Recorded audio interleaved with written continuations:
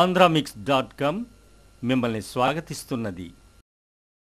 పవన్ కళ్యాణ్ సరసన బద్రి సినిమాలో నటించిన అమీషా పటేల్ ఆ తర్వాత మహేష్, ఎన్టీఆర్, బాలకృష్ణతో చెరో సినిమా చేసింది. కానీ ప్రధానంగా బాలీవుడ్ మీదే దృష్టి పెట్టింది. ఇటీవల అమీషాకి అక్కడ కూడా పెద్దగా ఆఫర్స్ వస్తున్నట్టు లేవు.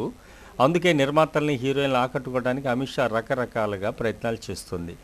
అమీషాకి ఉన్న సహజ అందాలకి ఫ్యాన్స్ అయితే పెద్ద సంఖ్యలో ఉన్నారు. వారికి అమీషా పెడుతున్న ఈ ఎక్స్ట్రా ఎఫర్ట్స్ వల్ల మరింతగా టైం పాస్ అయిపోతుంది.